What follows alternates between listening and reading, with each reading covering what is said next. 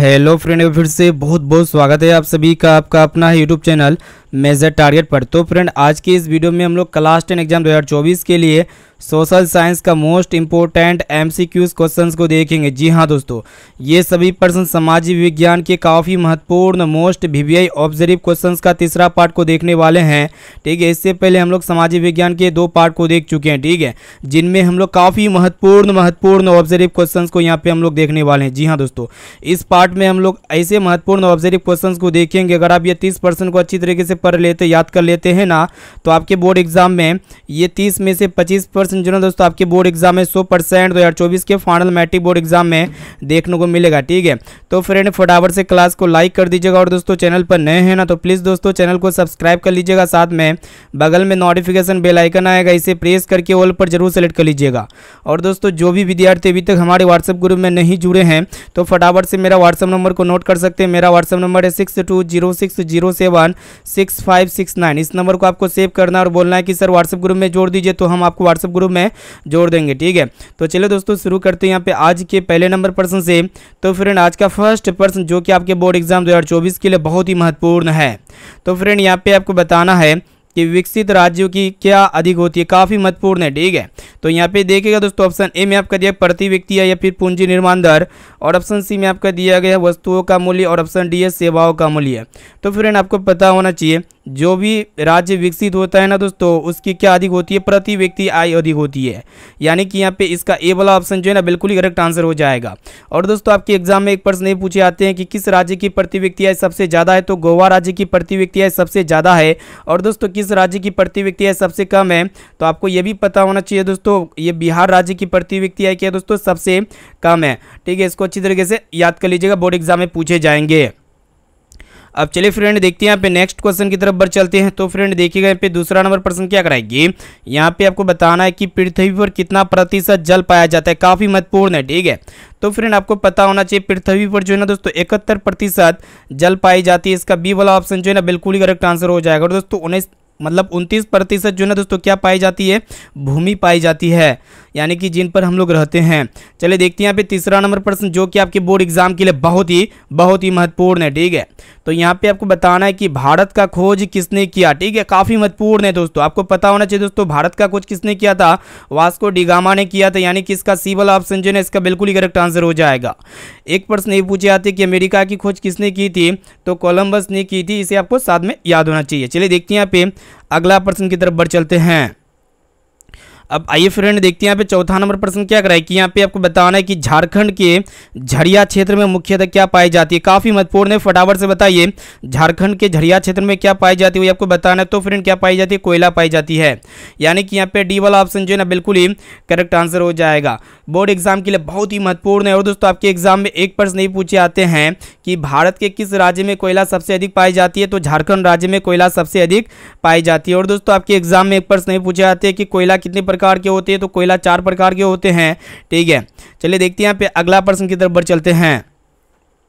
अब आइए फ्रेंड देखते हैं यहाँ पे पांचवा नंबर प्रश्न क्या कराए कि यहाँ पे आपको बताना है कि गोल घर किस उद्देश्य से बनाया गया था, काफ़ी महत्वपूर्ण है। ठीक है, तो फ्रेंड आपको पता होना चाहिए गोल घर जो ना दोस्तों अनाज रखने के लिए उद्देश्य से बनाए गए थे। यानी कि इसका सी वाला ऑप्शन जो है ना बिल्कुल ही करेक्ट आंसर हो जाएगा। और दोस्तों आपके बोर्ड एग्जाम में एक प्रश्न ये पूछे आते हैं कि गोल घर कहाँ है। ठीक है, तो आपको पता होना चाहिए दोस्तों पटना में जो है ना दोस्तों गोल घर है। ठीक है, और दोस्तों गोल घर का निर्माण कब हुआ था, तो 1786 ईस्वी में हुआ था। इसे आपको याद होना चाहिए। चलिए देखते हैं यहाँ पे अगला प्रश्न है। तो फ्रेंड यहाँ पे देखिएगा, यहाँ पे छठा नंबर प्रश्न भी बहुत ही महत्वपूर्ण है। तो यहाँ पे आपको बताना है कि वर्तमान में नेपाल की शासन प्रणाली क्या है, काफ़ी महत्वपूर्ण है। ठीक है, तो फ्रेंड यहाँ पे देखिएगा वर्तमान में जो नेपाल की जो शासन प्रणाली है ना दोस्तों लोकतंत्र है। और दोस्तों लोकतंत्र सबसे और यहाँ पे एक प्रश्न ये पूछे आते हैं कि लोकतंत्र से पहले क्या था दोस्तों, वर्तमान में नेपाल में तो राजतंत्र था। यानी कि इसका ए वाला ऑप्शन जो है ना बिल्कुल ही करेक्ट आंसर हो जाएगा। चलिए देखते हैं यहाँ पे अगला प्रश्न की तरफ बढ़ चलते हैं। अब आइए फ्रेंड देखते हैं यहाँ पे नेक्स्ट क्वेश्चन। चलिए देखते हैं यहाँ पे 7वां नंबर प्रश्न क्या कराए कि यहाँ पे आपको बताना है कि राजनीतिक दलों की नींव सर्वप्रथम किस देश में पड़ी। ठीक है, आपको पता होना चाहिए दोस्तों, राजनीतिक दलों की नींव सबसे पहले जो बड़ी थी ना दोस्तों, ब्रिटेन में पड़ी थी। ठीक है, इसका ए वाला ऑप्शन जो है ना बिल्कुल ही सही उत्तर हो जाएगा। चलिए देखते हैं यहाँ पे नेक्स्ट क्वेश्चन की तरफ बढ़ चलते। तो फ्रेंड यहाँ पे आपको बताना है कि राजनीतिक दल का आशय है। ठीक है, यानी कि राजनीतिक दल का आशय किससे वही आपको बताना है, तो व्यक्तियों के समूह से, इसे आपको याद होना चाहिए। यहाँ पे सी वाला ऑप्शन जो है ना बिल्कुल ही करेक्ट आंसर हो जाएगा। अब चलिए फ्रेंड देखते हैं यहाँ पे नेक्स्ट क्वेश्चन की तरफ बढ़ चलते हैं। तो फ्रेंड यहाँ पे आपको बताना है कि भारत का प्रथम जल विद्युत संयंत्र की स्थापना कहाँ हुई थी। फटाफट से बताइए दोस्तों, भारत का प्रथम जल विद्युत संयंत्र की जो स्थापना हुई थी ना दोस्तों, कहाँ पे हुई थी, दार्जिलिंग में हुई थी। और दोस्तों ये दार्जिलिंग कहाँ पे है, तो पश्चिम बंगाल में है, यानी कि इसका सी वाला ऑप्शन जो है ना बिल्कुल ही करेक्ट आंसर हो जाएगा। अब चलिए फ्रेंड देखते हैं यहाँ पे नेक्स्ट क्वेश्चन की तरफ बढ़ चलते हैं। चलिए देखते हैं यहाँ पे 10वां नंबर प्रश्न क्या कराए कि यहाँ पे आपको बताना है कि योजना आयोग को भंग करके मतलब कौन सी नई योजना बनाई गई थी। ठीक है, काफ़ी महत्वपूर्ण है, तो आपको पता होना चाहिए दोस्तों, योजना आयोग को भंग करके जो है ना कौन सी नई योजना आयोग बनाई गई थी, तो नीति आयोग बनाई गई थी। ठीक है, और दोस्तों आपके एग्जाम में एक प्रश्न ये पूछे आते कि नीति आयोग कब बनाई गई थी, 2015 में बनाई गई थी। ठीक है, और दोस्तों नीति आयोग के अध्यक्ष कौन होते हैं दोस्तों, प्रधानमंत्री होते हैं। चलिए फ्रेंड देखते हैं यहाँ पे नेक्स्ट क्वेश्चन 11 नंबर प्रश्न, जो कि आपके बोर्ड एग्जाम के लिए बहुत ही महत्वपूर्ण है। तो फ्रेंड यहाँ पे आपको बताना है कि पशुपालन और मत्स्य पालन जो है ना किस अंग के मतलब किस क्षेत्र के अंग है। ठीक है, तो फ्रेंड ये पशुपालन और मत्स्य पालन जो है ना दोस्तों, ये प्राथमिक क्षेत्र के अंग है, क्योंकि ये कृषि में आते हैं, यानी कि यहाँ पे ए वाला ऑप्शन जो है ना बिल्कुल ही करेक्ट आंसर हो जाएगा। और दोस्तों ये कृषि जो है ना दोस्तों किस क्षेत्र में आती है, तो प्राथमिक क्षेत्र में आते हैं। चलिए फ्रेंड देखते हैं यहाँ पे नेक्स्ट क्वेश्चन की तरफ बढ़ चलते हैं। चलिए देखते हैं यहाँ पे अगला प्रश्न क्या कराए कि यहाँ पे आपको बताना है कि किस फसल को उजला सोना कहा जाता है। बोर्ड एग्जाम के लिए बहुत ही महत्वपूर्ण है। ठीक है, तो किस फसल को उजला सोना कहा जाता है दोस्तों, आपको पता होना चाहिए। यहाँ पे देखिएगा दोस्तों, उजला सोना किसे कहा जाता है, कपास को जो है ना दोस्तों उजला सोना कहा जाता है। और दोस्तों आपके बोर्ड एग्जाम में एक प्रश्न नहीं पूछे आते कि किस फसल को सुनहरा रेशा कहा जाता है, तो जूट को जो है ना सुनहरा रेशा कहा जाता है। चलिए देखते हैं यहाँ पे नेक्स्ट क्वेश्चन, जो कि आपके बोर्ड एग्जाम के लिए बहुत ही महत्वपूर्ण है। ठीक है, तो फ्रेंड यहाँ पे आपको बताना है कि सबसे पहले भूमिगत रेल कहाँ चला था, काफ़ी महत्वपूर्ण है। ठीक है, तो सबसे पहले जो भूमिगत रेल चला था ना दोस्तों, कहाँ पे चला था, आपको पता होना चाहिए। लंदन में चला था, या फिर पेरिस में चला था, या फिर न्यूयॉर्क में चला था, या फिर चीन में चला था। तो फ्रेंड आपको पता होना चाहिए सबसे पहले जो भूमिगत रेल चलाई गई थी ना दोस्तों, लंदन में चला था। ठीक है, यानी कि यहाँ पे ए वाला ऑप्शन जो है ना बिल्कुल ही करेक्ट आंसर हो जाएगा। और दोस्तों भारत में जो भूमिगत रेल चलाई गई थी, मतलब किन किन स्टेशनों के बीच चलाई गई थी, तो मुंबई और थाने के बीच चलाई गई थी।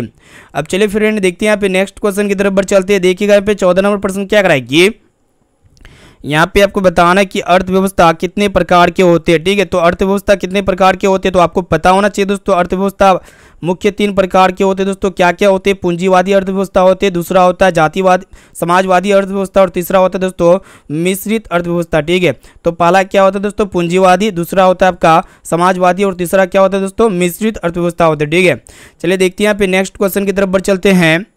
अब आइए फ्रेंड देखते हैं यहाँ पे 15 नंबर प्रश्न को देखिएगा, जो कि आपके बोर्ड एग्जाम के लिए बहुत ही महत्वपूर्ण है, मोस्ट इंपोर्टेंट है। ठीक है, तो यहाँ पे आपको बताना है कि राष्ट्रीय आय के अंतर्गत शामिल है। ठीक है, तो राष्ट्रीय आय के अंतर्गत किस किस को मतलब कौन कौन शामिल होते हैं दोस्तों, वस्तु और सेवाओं का मूल्य शामिल होते हैं, यानी कि यहाँ पे सी वाला ऑप्शन जो है इसका बिल्कुल ही करेक्ट आंसर हो जाएगा। चलिए देखते हैं यहाँ पे अगला प्रश्न। अब आइए फ्रेंड देखते हैं यहाँ पे 16 नंबर प्रश्न भी बहुत ही महत्वपूर्ण है आपके एग्जाम के लिए। तो यहाँ पे आपको बताना है कि क्षेत्रवाद की भावना का एक कुपरिणाम है। ठीक है, काफ़ी महत्वपूर्ण है। तो क्षेत्रवाद की भावना का एक कुपरिणाम क्या है दोस्तों, अपने क्षेत्र से लगाव, या फिर राष्ट्रीय एकता, या फिर अलगाववाद, और ऑप्शन डी है राष्ट्रीय। तो फ्रेंड क्षेत्रवाद की भावना का एक कुपरिणाम क्या है दोस्तों, अलगाववाद है, इसे आपको याद होना चाहिए। यानी कि यहाँ पे सी वाला ऑप्शन जो है इसका बिल्कुल ही करेक्ट आंसर हो जाएगा।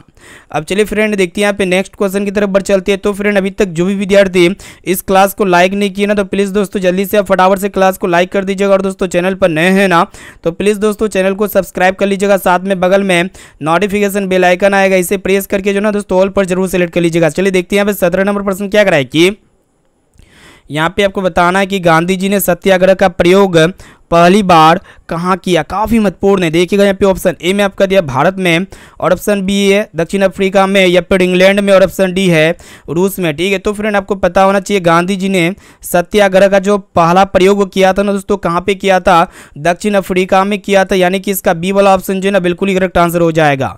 और दोस्तों आपके एग्जाम में एक प्रश्न ये पूछे जाते हैं कि गांधी जी दक्षिण अफ्रीका से भारत कब लौटे थे, तो आपको पता होना चाहिए दोस्तों कब लौटे थे, 1915 ईस्वी में लौटे थे, इसके आपको याद होना चाहिए। चलिए देखते हैं यहाँ पे अगला प्रश्न की तरफ बढ़ चलते हैं। तो फ्रेंड यहाँ पे आपको बताना है कि बारदोली सत्याग्रह किसके नेतृत्व में हुआ था, फटाफट से बताइए दोस्तों। बारदोली सत्याग्रह जो है दोस्तों किसके नेतृत्व में हुआ था, तो वल्लभ भाई पटेल के नेतृत्व में हुआ था। इसका ए वाला ऑप्शन जो है ना बिल्कुल ही सही उत्तर हो जाएगा। चलिए देखते हैं यहाँ पे नेक्स्ट क्वेश्चन की तरफ बढ़ चलते हैं। अब चलिए फ्रेंड देखते हैं यहाँ पे 19 नंबर प्रश्न क्या कराए कि काफ़ी महत्वपूर्ण ये भी प्रश्न आपके बोर्ड एग्जाम के लिए बोर्ड एग्जाम में पूछे जाएंगे। तो यहाँ पे आपको बताना है कि बाढ़ के समय किस स्थान पर जाना चाहिए। ठीक है, तो बाढ़ के समय किस स्थान पर जाना चाहिए दोस्तों, गांव के बाहर, या फिर ऊंची भूमि वाले स्थान पर, या फिर जहां उसी स्थान पर होना चाहिए, या फिर खेतों में। तो आपको पता होना चाहिए दोस्तों जब भी बाढ़ वगैरह आती है तो उस समय आपको किस स्थान पर जाना चाहिए, तो ऊंची भूमि वाले स्थान पर जाना चाहिए। ठीक है, यानी कि यहाँ पे बी वाला ऑप्शन जो है इसका बिल्कुल ही करेक्ट आंसर हो जाएगा। ये भी प्रश्न आपके बोर्ड एग्जाम के लिए बहुत ही महत्वपूर्ण है। अब चलिए फ्रेंड देखते हैं यहाँ पे नेक्स्ट क्वेश्चन की तरफ बढ़ चलते हैं। प्लीज़ दोस्तों आप क्लास को बिल्कुल आप शुरू से लेकर आखिरी तक जरूर कीजिएगा। ठीक है, और यहाँ पे जो भी विद्यार्थी अभी तक इस क्लास को लाइक नहीं किए ना, प्लीज़ दोस्तों जल्दी से फटाफट से क्लास को लाइक करते हुए चलिएगा दोस्तों। चलिए देखते हैं यहाँ पे अगला प्रश्न। तो फ्रेंड यहाँ पे आपको बताना है कि लोकतंत्र नागरिकों को देता है। ठीक है, लोकतंत्र नागरिकों को क्या देता है वो आपको बताना है। देखिएगा दोस्तों ऑप्शन ए में आपका दिया है समान अवसर, या फिर असमान अवसर, या फिर क्षणिक अवसर, और ऑप्शन डी में आपका दिया गया है इनमें से कोई नहीं। तो लोकतंत्र नागरिकों को क्या देता है दोस्तों, समान अवसर देता है। यानी कि इसका ए वाला ऑप्शन जो है इसका बिल्कुल ही करेक्ट आंसर हो जाएगा। चलिए देखते हैं यहाँ पे अगला प्रश्न। अब आइए फ्रेंड देखते हैं यहाँ पे 21 नंबर प्रश्न क्या कराएगी। यहाँ पे आपको बताना है कि इंग्लैंड में औद्योगिक क्रांति किस उद्योग से शुरू हुआ, काफ़ी महत्वपूर्ण है। ठीक है, तो इंग्लैंड में औद्योगिक क्रांति जो ना दोस्तों किस उद्योग से शुरू हुआ वही आपको बताना है। तो वस्त्र उद्योग से शुरू हुआ था दोस्तों। यहाँ पे सी वाला ऑप्शन जो है ना बिल्कुल ही करेक्ट आंसर हो जाएगा। चलिए देखते हैं यहाँ पे अगला प्रश्न की तरफ बढ़ चलते हैं। अब चलिए फ्रेंड देखते हैं यहाँ पे 22 नंबर प्रश्न क्या कराए कि यहाँ पे आपको बताना है कि अंकरवाट के मंदिर का निर्माण किसने करवाया था। बोर्ड एग्जाम के लिए बहुत ही महत्वपूर्ण ये प्रश्न है। ठीक है, बोर्ड एग्जाम में प्रत्येक वर्ष पूछे जाते हैं। तो अंकरवाट के मंदिर का जो निर्माण किया था ना दोस्तों किसने करवाया था वो आपको बताना है। तो सूर्यवर्मन द्वितीय जी ने करवाया था। ठीक है, और दोस्तों ये अंकरवाट का मंदिर कहाँ पे स्थित है दोस्तों, काम्बोडिया में स्थित है। ठीक है, और दोस्तों अंकरवाट के मंदिर में किस हिंदू देवता का पूजा किया जाता है, तो भगवान विष्णु देवता के लिए मतलब ये अंकरवाट का मंदिर का निर्माण करवाया गया। चलिए देखते हैं यहाँ पे नेक्स्ट क्वेश्चन की तरफ बढ़ चलते हैं। तो फ्रेंड यहाँ पे आपको बताना है कि बिहार में पंचायती राज व्यवस्था का कार्यकाल कितना होता है, काफ़ी महत्वपूर्ण है। तो फटाफट से बताइए बिहार में पंचायती राज व्यवस्था का जो यहाँ पे कार्यकाल होता है ना दोस्तों कितना वर्ष का होता है, तो 5 वर्ष का होता है। ये आपको पता होना चाहिए। यहाँ पे जो ना दोस्तों इसका बी वाला ऑप्शन बिल्कुल ही सही उत्तर हो जाएगा। चलिए देखते हैं यहाँ पे नेक्स्ट क्वेश्चन की तरफ बढ़ चलते हैं। अब चलिए फ्रेंड देखते हैं यहाँ पे 24 नंबर प्रश्न क्या कराएगी, काफ़ी महत्वपूर्ण ये भी प्रश्न आपके बोर्ड एग्जाम के लिए। तो यहाँ पे आपको बताना है कि पटना नगर निगम के प्रधान को क्या कहा जाता है, काफ़ी महत्वपूर्ण है। ठीक है, तो फ्रेंड आपको पता होना चाहिए पटना नगर निगम के प्रधान को क्या कहा जाता है दोस्तों, महापौर कहा जाता है। इसे आपको याद होना चाहिए। यानी कि यहाँ पे ए वाला ऑप्शन जो है ना बिल्कुल ही सही उत्तर हो जाएगा। चलिए देखते हैं यहाँ पे अगला प्रश्न की तरफ बढ़ चलते हैं। तो फ्रेंड यहाँ पे देखिएगा 25 नंबर प्रश्न क्या कराएगी। यहाँ पे आपको बताना है कि सूखे का जिम्मेवार कारक कौन सा है। ठीक है, सूखे का जिम्मेवार कारक कौन सा है दोस्तों आपको पता होना चाहिए, वर्षा की कमी है। ठीक है, इसको अच्छी तरीके से याद रखिएगा। यहाँ पे ए वाला ऑप्शन जो है ना बिल्कुल ही सही उत्तर हो जाएगा। और दोस्तों आपके एग्जाम में एक प्रश्न नहीं पूछे जाते कि सूखा जो है दोस्तों किस प्रकार की आपदा है, तो ये प्राकृतिक आपदा है। चलिए देखते हैं यहाँ पे 26 नंबर प्रश्न क्या कराए कि आपके बोर्ड एग्जाम के लिए ये भी प्रश्न बहुत ही महत्वपूर्ण है और 24 में पूछे जाएंगे 100%। ये मतलब यहाँ पे जो हम लोग 30 प्रश्न करा रहे हैं ना दोस्तों, ये 30 में से काफ़ी सारे प्रश्न बोर्ड एग्जाम में 100% पूछे जाएंगे। तो यहाँ पे आपको बताना है कि इनमें से किस राज्य में काली मिट्टी पाई जाती है। ठीक है, तो फ्रेंड आपको पता होना चाहिए गुजरात में जो है दोस्तों काली मिट्टी सर्वाधिक पाई जाती है। यानी कि यहाँ पे बी वाला ऑप्शन जो है ना बिल्कुल ही सही उत्तर हो जाएगा। दोस्तों कपास की खेती के लिए किस मिट्टी की उपयोग की जाती है दोस्तों, यही काली मिट्टी की उपयोग की जाती है। चलिए देखते हैं यहाँ पे नेक्स्ट क्वेश्चन की तरफ बढ़ चलते हैं।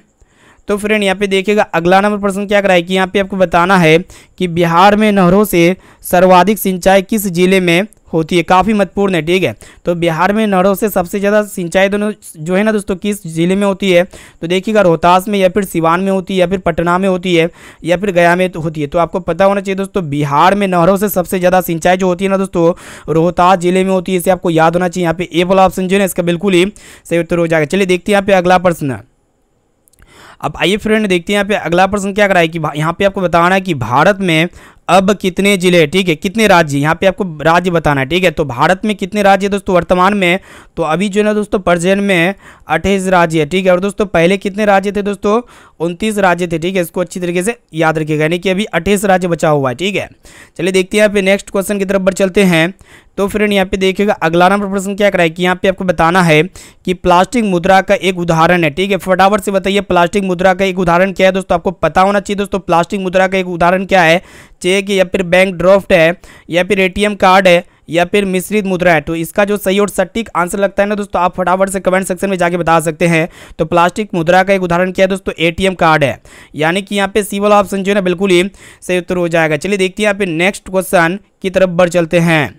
तो फ्रेंड देखिएगा यहाँ पे आज का लास्ट और अंतिम प्रश्न जो कि आपके बोर्ड एग्जाम के लिए बहुत ही महत्वपूर्ण ये भी प्रश्न है, ये प्रश्न आपके बोर्ड एग्जाम में पूछे जाएंगे। तो यहाँ पे आपको बताना है कि नेपा नगर प्रसिद्ध है, ठीक है। तो नेपा नगर जो है ना दोस्तों किसके लिए प्रसिद्ध है, तो अखबारी कागज के लिए प्रसिद्ध है, इसे आपको याद होना चाहिए। यहाँ पे बी वाला ऑप्शन जो है ना बिल्कुल ही सही उत्तर हो जाएगा। तो फ्रेंड यहाँ पे हम जो है ना काफी महत्वपूर्ण समाज विज्ञान के 30 मोस्ट इंपोर्टेंट है वस्तुनिष्ठ ऑब्जर्व क्वेश्चन को देख चुके हैं, ठीक है। इससे पहले हम जो है ना दोस्तों समाज विज्ञान के 2 पार्ट को पहले पढ़ा चुके हैं। तो ये तीसरा पार्ट में हम लोग जो है ना दोस्तों काफी महत्वपूर्ण है वस्तुनिष्ठ ऑब्जेक्टिव क्वेश्चंस का क्लास लिए, जो कि आपके बोर्ड एग्जाम में 30% में से जो है ना दोस्तों 25% है पूछे जाएंगे, इसलिए इसको अच्छी तरीके से याद कर लीजिएगा। और दोस्तों ये 30% में से जो भी प्रश्न अगर आपको याद ना होना तो प्लीज दोस्तों इसका जो है ना पीडीएफ प्राप्त करना चाहते हैं तो पीडीएफ को यहाँ पे पहले डाउनलोड कर लीजिएगा दोस्तों। उसके बाद डाउनलोड करने के बाद जो ना दोस्तों आप क्या कीजिएगा उसको रिवीजन करते रहिएगा जब तक आप जो ना दोस्तों सभी क्वेश्चंस को क्या कीजिएगा दोस्तों अपने कॉपी में नोट डाउन कर सकते हैं, ठीक है। इससे आपका क्या होगा दोस्तों याद भी हो जाएगा और यहाँ पे आपका हैंड राइटिंग में इंप्रूवमेंट भी होगा, ठीक है। और यहाँ पे बता देते हैं दोस्तों ये 30% में से आपको कितने परसेंट का सही और सटीक आंसर याद था। इसके साथ साथ आपको इस डब्ल्यू में एक कमेंट सेक्शन में कमेंट करना है दोस्तों कि भारत में सबसे अधिक गेहूं जो है ना दोस्तों कहाँ पे होती है, ठीक है। तो इसका राइट आंसर क्या लगता है, पश्चिम बंगाल में या फिर उत्तर प्रदेश में या फिर बिहार में या फिर झारखंड में। तो ये काफी महत्वपूर्ण प्रश्न है आपके बोर्ड एग्जाम के लिए भी। तो ये डब्ल्यू क्वेश्चन है, ठीक है। तो इसका राइट आंसर जो भी लगता है ना तो फटाफट से कमेंट सेक्शन में जाके बता सकते हैं। और यहाँ पे जो भी विद्यार्थी अभी तक इस क्लास को लाइक नहीं किया ना तो प्लीज दोस्तों जल्दी से फटाफट से क्लास को लाइक कर दीजिएगा। और यहाँ पे चैनल पर नए ना तो चैनल को भी सब्सक्राइब कर लीजिएगा, साथ में बगल में नोटिफिकेशन बेल आइकन आएगा, इसे प्रेस करके ऑल पर जरूर सेलेक्ट कर लीजिएगा, ठीक है। तो फिर मिलती है यहाँ पे दोस्तों सुबह मॉर्निंग क्लास, मतलब मॉर्निंग टाइम में भी क्लास होगी 6 बजे, ठीक है, जो कि काफी महत्वपूर्ण क्लास चलती है। तो फिर मिलते हैं यहाँ पे अगले क्लास।